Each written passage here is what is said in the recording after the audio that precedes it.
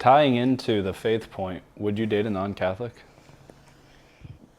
I would not. I think that the faith is literally the anchor to a marriage. I mean, you could do it. I think that there's less of a likelihood that it will be as smooth. Like it does happen that couples come together and they don't have God at the center of their home, but I would say that a family home that has God at the center is exponentially more happy, thrives a lot more, is smoother. Like there is just a liveliness and a youthfulness to a family life that is revolved around God.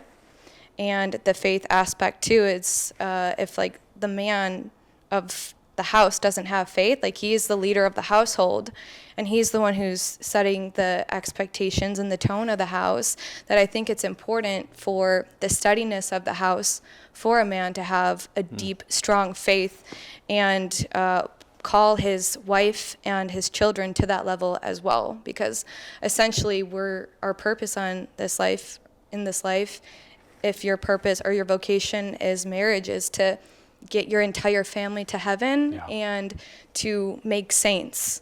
And you can only do that if you have faith at the center of your relationship. Well said. Very well. That's good. Yeah. You can just say ditto. Personally, I would not. That's just been always a standard for me. I'm like, I know right off the bat we're going to agree on a lot of things, and so I feel like that just makes it easier going into it. I have siblings who have dated guys that were not Catholic, and I feel like you don't want to feel like you're forcing them into it, because then it's not a genuine calling that they're having towards Catholicism. They're like, I would always feel like I'm kind of forcing them in a way, and I would want them to see the beauty and actually want to go to mass or want to do stuff. And so I feel like if he knows his faith, and if he knows his faith, it makes it a lot easier to kind of just start, and you'll have more topics to talk about and like agree on. So, yeah.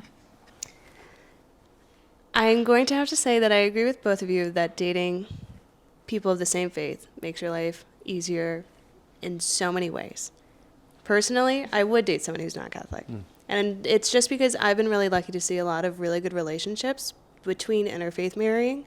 And so I've had really good examples to see, like, here are things that are going to come up that you have to, like, really address. Here are things that work really well.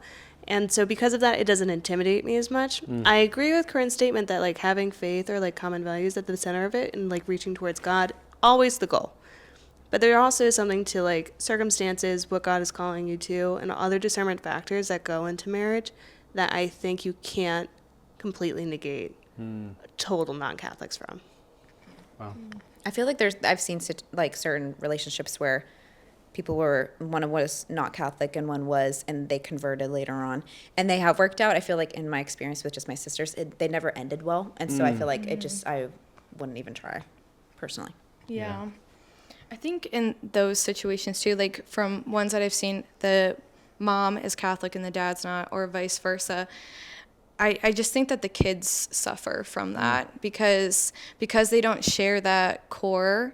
I think it creates just differences between the two, and it's just dealt with in a sometimes uncharitable way or something, and the kids are exposed to that, and so there tends to be like little holes that the kids could fall into since their parents aren't on the same page.